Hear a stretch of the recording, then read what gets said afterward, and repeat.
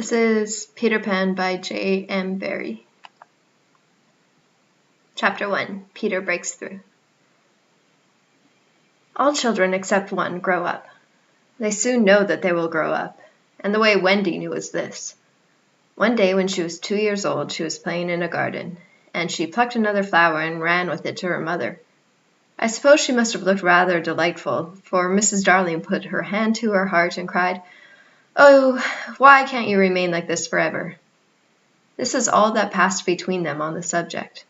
But henceforth Wendy knew that she must grow up. You always know after you are 2. 2 is the beginning of the end.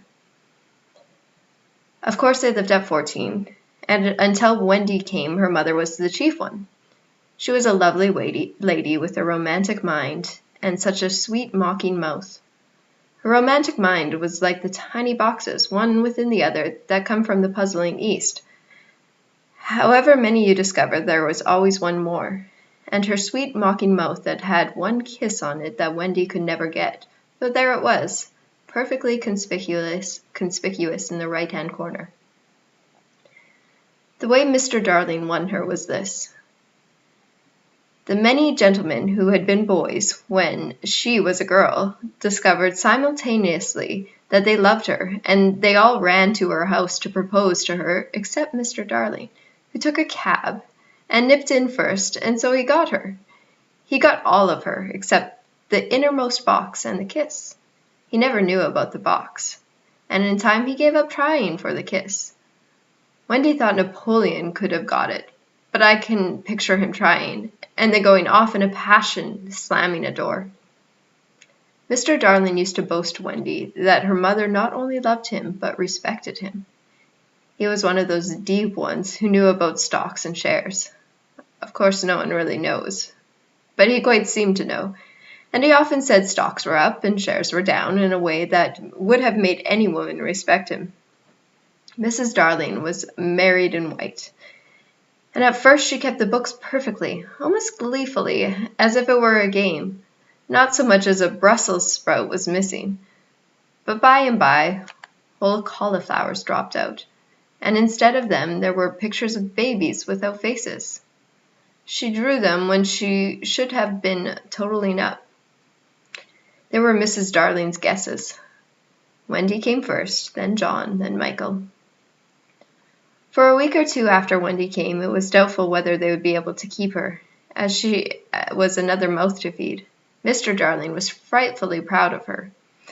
But he was very honorable, and he sat on the edge of Mrs. Darling's bed, holding her hand and calculating expenses, while she looked at him imploringly.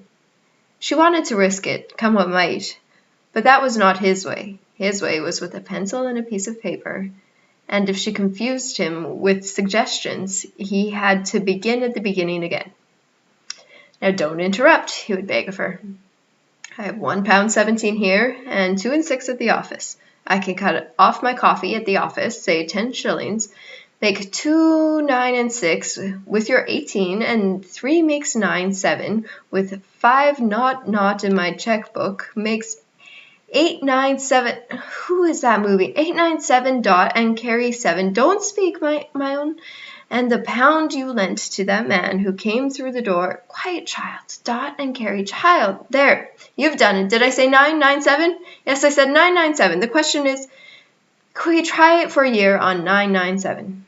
Of course we can, George, she cried, but she was prejudiced in Wendy's favor, and he was really the grander character of the two. "Remember mumps," he warned her almost threateningly as he went again. "Mumps, £1. That is what I have put down, but I dare say it will be more like 30 shillings. Don't speak. Measles, 1.5. German measles, half a guinea, makes 2, 15, 6. Don't waggle your finger. Whoop and cough. Say 15 shillings. And so on it went, and it added up differently each time. But at last Wendy just got through, with mumps reduced to 12.6, and 2 kinds of measles treated as 1. There was the same excitement over John, and Michael had even a narrower squeak, but both were kept, and soon you might have seen the 3 of them going in a row to Miss Folsom's kindergarten school, accompanied by their nurse. Mrs. Darling loved to have everything just so, and Mr. Darling had a passion for being exactly like his neighbors. So, of course, they had a nurse. As they were poor, owing to the amount of milk the children drank, this nurse was a prim Newfoundland dog called Nana, who had belonged to no one in particular until the Darlings had engaged her. She had always thought children important, however, and the Darlings had become acquainted with her in Kensington Gardens, where she spent most of her spare time peeping into perambulators, and was much hated by careless nursemaids, whom she followed to their homes and complained of to their mistresses. She proved to be quite a treasure of a nurse. How thorough she was at bath time, and up at any moment of the night if one of her charges made the slightest cry. Of course her kennel was in the nursery. She had a genius for knowing when a cough is a thing to have no patience with, and when it needs stocking around your throat. She believed to her last day in old-fashioned remedies like rhubarb leaf, and made sounds of contempt over all this new-fangled talk about germs and so on. It was a lesson in propriety to see her escorting the children to school, walking sedately by their side when they were well behaved, and butting them back into line if they strayed. On John's footer days, she never once forgot his sweater, and she usually carried an umbrella in her mouth in cases of rain. There is a room in the basement of Miss Folsom's school where the nurses wait. They sat on forms while Nana lay on the floor, but that was the only difference. They affected to ignore her as of an inferior social status to themselves.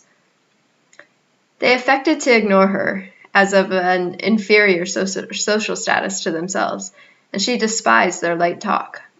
She resented visits to the nursery from Mrs. Darling's friends, but if they did come, she first whipped off Michael's pinafore and put him in the one with the blue braiding, and smoothed out Wendy and made a dash at John's hair.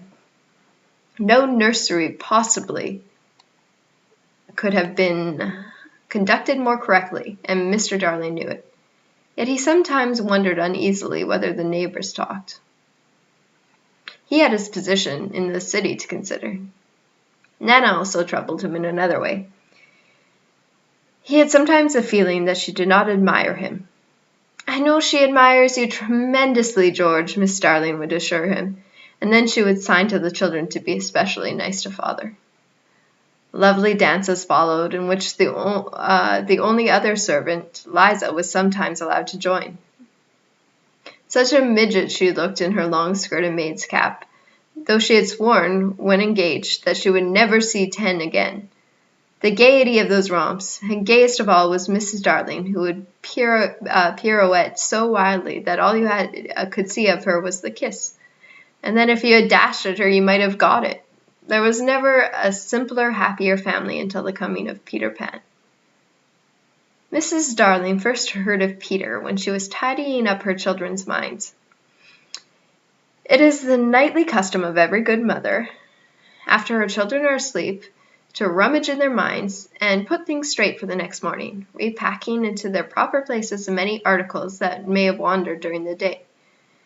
If you could keep awake, but of course you can't, you would see your own mother doing this, and you would find it very interesting to watch her. It is quite like tidying up drawers. You would see her on her knees, I expect, lingering humorously over some of your contents, wondering where on earth you had picked this thing up, making discoveries sweet and not so sweet, pressing this to her cheek as if it were as nice as a kitten, and hurriedly stowing out of that sight. When you wake in the morning, the naughtiness and evil passions with which you went to bed have been folded up, small, and placed at the bottom of your mind, and on top, beautifully aired, are spread out to your prettier thoughts, ready for you to put on. I don't know whether you have ever seen a map of a person's mind. Doctors sometimes draw maps of other parts of you, but your own map can become intensely interesting. But catch them trying to draw a map of a child's mind, which is not only confused, but keeps going round all the time. There are zigzag lines on it, just like your temperature on a card. And these are probably roads in the island, for the Neverland is always more or less an island, for astonishing splashes of color here and there, and coral reefs and rakish-looking craft in the offing, and savages and lonely lairs and gnomes who are mostly tailors, and caves through which a river runs, and princes with 6 elder brothers, and a hut fast going to decay, and one very small old lady with a hooked nose. It would be an easy map if that were all, but there is also first aid school, religion, fathers, the round pond, needlework, murders, hangings, verbs that take the dative, chocolate pudding day, getting into braces, say 99, 3 pence for pulling out your tooth yourself, and so on. And either these are part of the island or they are another map showing through. And it is all rather confusing, especially as nothing will stand still. Of course the Neverlands vary a great deal. John's, for instance, had a lagoon with flamingos flying over it, at which John was shooting, while Michael, who was very small, had a flamingo with lagoons flying over it. John lived in a boat turned upside down on the sands, Michael in a wigwam, Wendy in a house of leaves deftly sewn together. John had no friends. Michael had friends at night. Wendy had a pet wolf forsaken by its parents. But on the whole, the Netherlands have a family resemblance. And if they stood still in a row, you could say of them that they have each other's nose and so forth. On these magic shores, children at play are forever beaching their coracles. We too have been there. We can still hear the sound of the surf, though we shall land no more. Of all delectable islands, the Neverland is the snuggest and most compact, not large and sprawly, you know, with tedious distances between one adventure and another, but nicely crammed. When you play at it by day with the chairs and tablecloth, it is not in the least alarming. But in the 2 minutes before you go to sleep, it becomes very real. That is why there are night lights. Occasionally in her travels through her children's minds, Mrs. Darling found things she could not understand, and of these things quite the most perplexing was the word Peter. She knew of no Peter, and yet he was here and there in John and Michael's minds. While Wendy's began to be scrawled all over with him. The name stood out in bolder letters than any of the other words, and as Mrs. Darling gazed, she felt that it had an oddly cocky appearance. Yes, he is rather cocky, Wendy admitted with regret. Her mother had been questioning her. But who is he, my pet? He is Peter Pan, you know, Mother. At first Mrs. Darling did not know, but after thinking back to her childhood, she just remembered a Peter Pan who was said to live with the fairies. There were odd stories about him, as that when children died, he went part of the way with them so that they would not be frightened.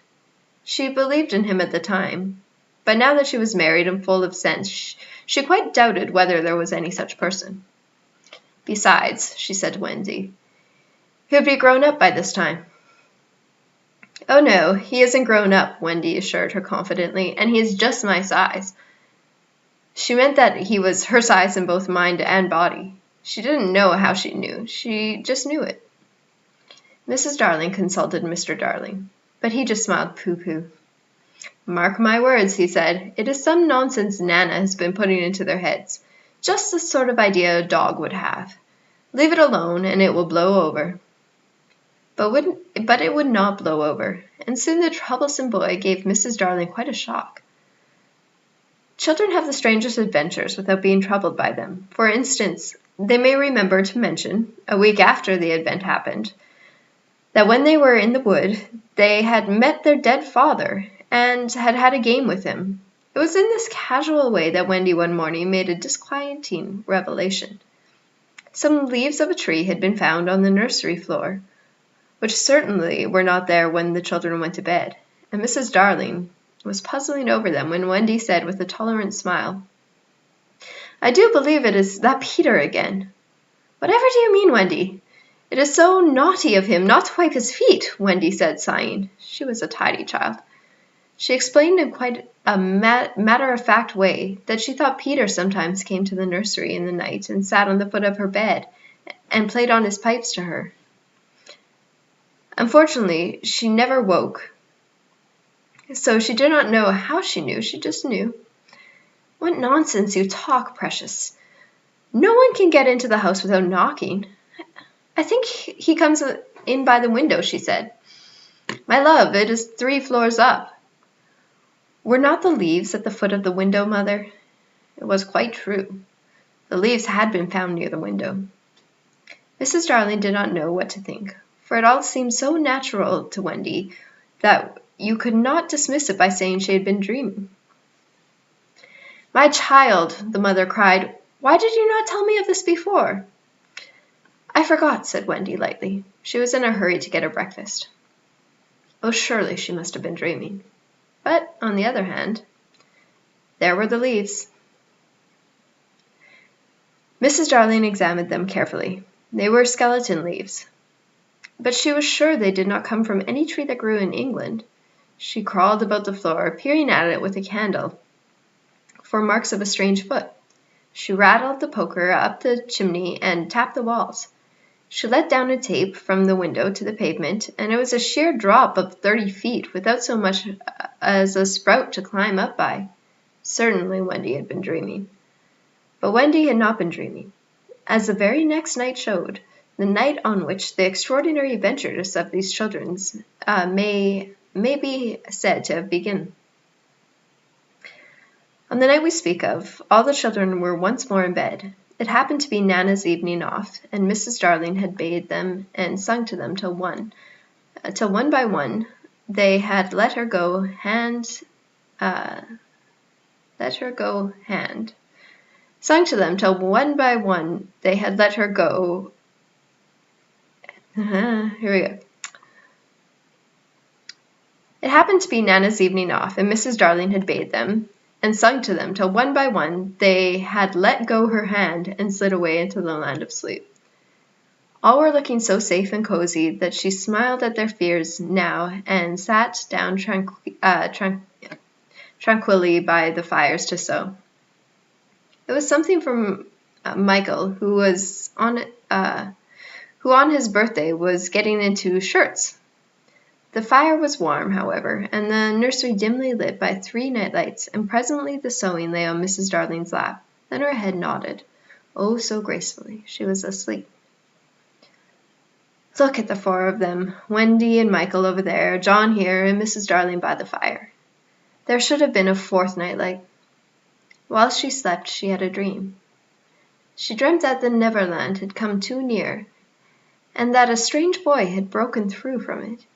It did not alarm her, for she thought she had seen him before in the faces of many women who have no children.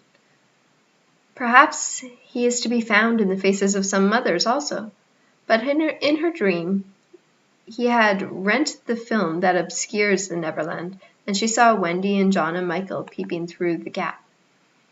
The dream by itself would have been a trifle, but while she was dreaming, the window of the nursery blew open, and a boy did drop on the floor. It was accompanied by a strange light, no bigger than your fist, which darted about the room like a living thing, and I think it must have been this light that awakened Mrs. Darling. She started up with a cry, and saw the boy, and somehow she knew at once that he was Peter Pan. If you or I or Wendy had been there, we should have seen that he was very like Mrs. Darling's kiss. He was a lovely boy, clad in skeleton leaves, and the juices that ooze out of trees. But the most entrancing thing about him was that he had all his first teeth. When he saw she was a grown-up, he gnashed the little pearls at her.